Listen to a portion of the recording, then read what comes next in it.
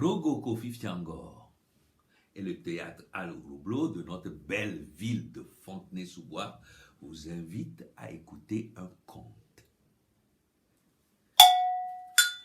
Mais le conte que vous allez écouter à présent se lève, marche, court, vole, plane et atterrit sur un garçon qui s'appelle Kpakpo.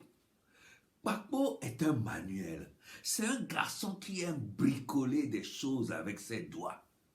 Et là, au moment où on le retrouve, il vient de fabriquer un minuscule crapaud en bois.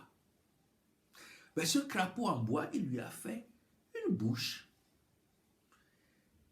une ouverture qu'il veut utiliser comme une tirelire.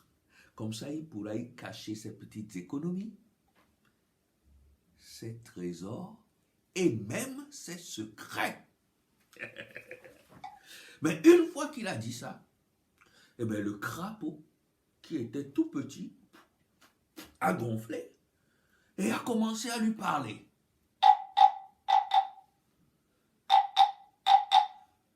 Que veux-tu faire? Que veux-tu faire? Oh, il comprenait ce qu'il disait, il était content, il a dit, j'ai envie de me promener, de me balader, de voyager et après de me reposer. Alors, le crapaud lui a dit, suis-moi, suis-moi, suis-moi. Et il a suivi le crapaud.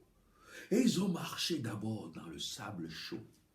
Et puis ils ont marché dans la vallée avec de la verdure partout. Et le crapaud lui a toujours dit, suis-moi, suis-moi, suis-moi. Et il a suivi jusque dans la forêt. Et ils ont contourné des pierres, des cailloux, des rochers. Il était tellement content de cette aventure qu'il a commencé à chanter une petite chanson. Lolo va valer le mania, machona o. Lolo va valer le mania, machona o. Eh, lolo va valer le mania, machona o. Lolo va valer le mania, machona o. Mais son ami le crapaud l'a conduit en lui disant toujours « Suis-moi, suis-moi, suis-moi, suis-moi ». Et à un moment donné, alors qu'il le suivait, ils ont entendu le bruit d'une petite source. Et ils ont avancé en suivant le bruit de la source. Et lui s'est dit « Ah, les crapauds, ils aiment l'eau, ils me conduisent vers une source ». Évidemment, au détour du chemin, il se retrouve en face d'une cascade. Une énorme cascade avec de l'eau qui jaillissait depuis la montagne et qui venait pour s'écraser dans la vallée. Oh, il était content. Le crapaud a sauté de son épaule, et au milieu de la chute, il y avait une corde, une énorme corde. Un clin d'œil, il est allé, il a agrippé la corde avec son ami sur son épaule, il a escaladé. Il a escaladé, il a escaladé, escaladé. Il était tellement content de l'escalader que tout en montant, il a chanté sa chanson. Lolo va valer le meilleur, bachonao. Lolo va valer le meilleur, bachonao. Eh, lolo va valer le meilleur, bachonao. Lolo va valer le meilleur, bachonao. Il était tout content, mais arrivé en haut, sur le plateau de la montagne, une fois qu'il a libéré la corde, il a eu peur. Parce que juste en face de lui, il y avait une vieille femme, très vieille femme, ratatinée, rabougrie comme ça, ramassée sur elle-même, qui avait enlevé sa tête, l'avait posée sur ses genoux et était en train de manger comme ça de ses cheveux des poux, des chenilles et des insectes de tout genre. Quand il a vu cette dame, il a eu peur. Alors il a crié « Ah ah !» Et la dame a récupéré sa tête, l'a reposée sur son cou l'a revissé comme ça. Et en le regardant droit dans les yeux, il lui a dit, mais qui ose déranger mon dîner du soir? Paco, tout tremblant, a dit, pardon madame, c'est moi. Je ne l'ai pas fait exprès. Ben, tu ne l'as pas fait exprès, mais c'est pas grave, petit. Regarde, j'étais en train de manger des poux, des chenilles, des insectes. Offre-moi le bon dîner que tu m'as ramené. Ah non, pas ça. Non, non, non, c'est mon ami. En plus, c'est ma tirelire.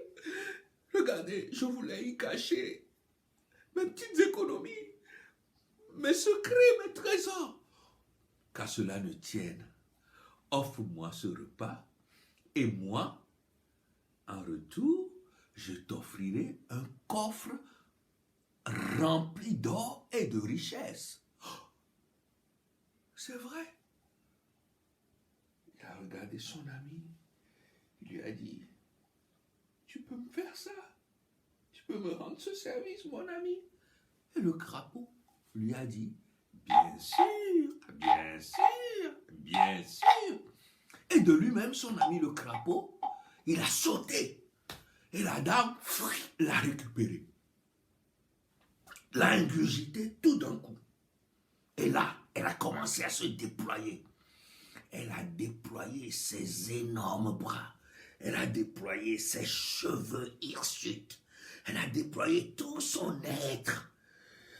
Et tout d'un coup a surgi d'elle une grotte. Et elle a dit au petit, dans mon dos, tu vas trouver une petite ouverture. Rentre dans cette ouverture. Tu trouveras le coffre que je t'ai promis.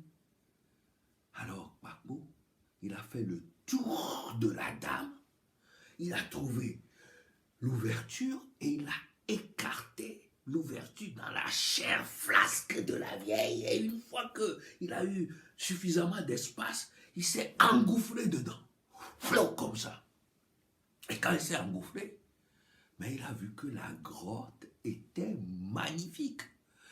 La grotte avait une voûte céleste, avec une constellation de milliers d'étoiles qui brillaient. Mieux que ça, il y avait des étoiles filantes qui descendaient, qui se croisaient, s'entrecroisaient, faisaient la gymnastique et remontaient. Et les trois papillons, devant lui, ont commencé à lui dire, suis-nous, suis-nous, suis-nous, suis-nous, suis-nous, suis-nous.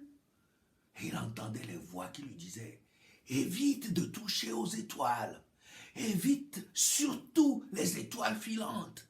C'est des âmes en peine ou des âmes à la recherche d'une naissance, d'une renaissance. Évite-les. Et les papillons qui disaient, suis-nous, suis-nous, suis-nous. Alors les papillons l'ont conduit comme ça, tout droit. Il a traversé un beau jardin de printemps, magnifique avec des fleurs. Et après, il a traversé un jardin d'été avec d'admirables fruits rouges. Et après, il a marché sur les herbes sèches de l'automne qui craquaient sous ses pieds. Et lorsqu'ils craquaient, ensemble, ils chantaient sa chanson. Et il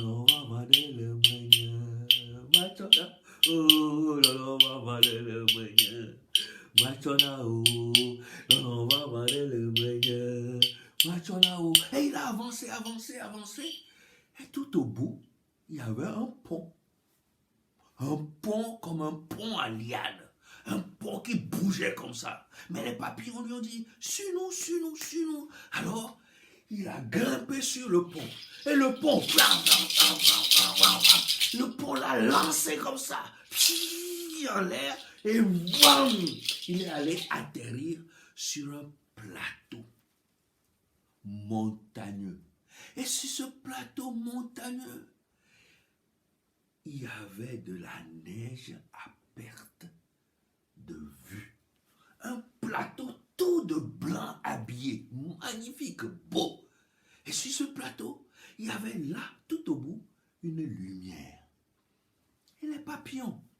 en regardant la lumière, lui ont dit, suis-nous, suis-nous, suis-nous, suis-nous, suis-nous, suis-nous. Et il a avancé. Et cette lumière a pris la forme d'une lampe.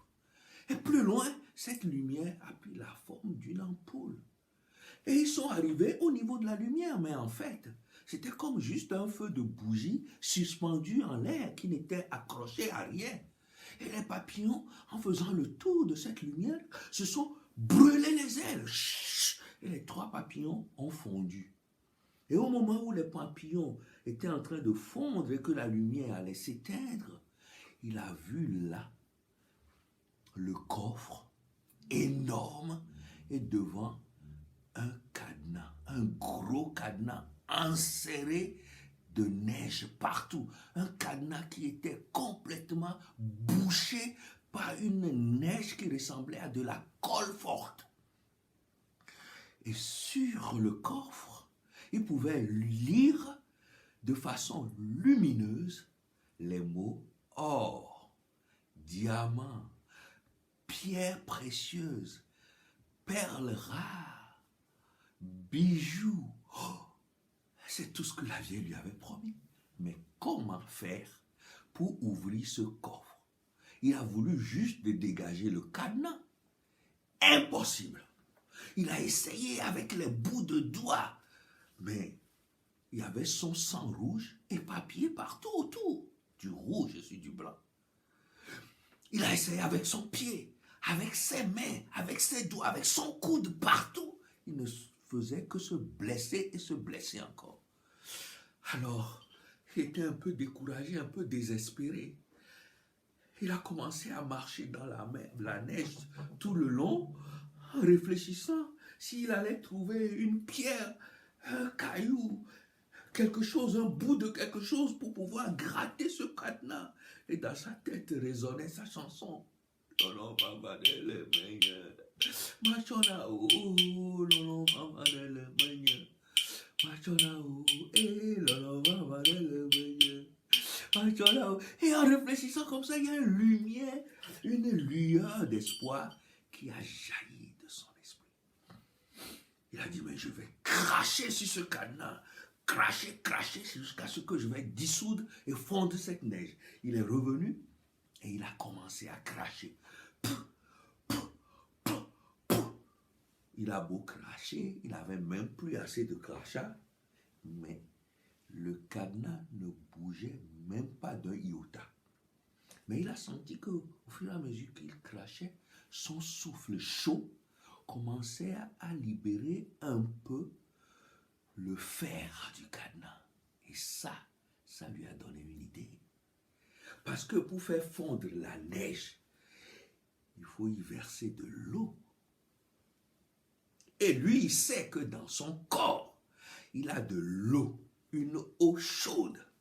Alors immédiatement, il a mis à exécution son plan. Il a commencé à uriner sur le cadenas. Un pipi chaud, un pipi rond, un pipi dense, intense, abondant. Et au fur et à mesure qu'il urinait comme ça avec joie et plaisir, à ce moment précis, il a senti que ses cuisses, son entrejambe, étaient mouillées. Il a même senti que son drap était mouillé. Et clac! À ce moment, il se réveille. Toute l'aventure qu'il venait de vivre se passait dans son sommeil. C'était un rêve. Mais le pipi, ça, c'était la réalité. Mes chers amis, tous les rêves sont permis. Même si tous les rêves ne se réalisent pas ou se réalisent mal. Continuons de rêver, c'est important, car les rêves nous aident à nous réveiller à un moment ou à un autre. Restez chez vous, restez en bonne santé, restez sages et au plaisir de nous retrouver. Machona ou, lolo maman de la moyen. Machona ou.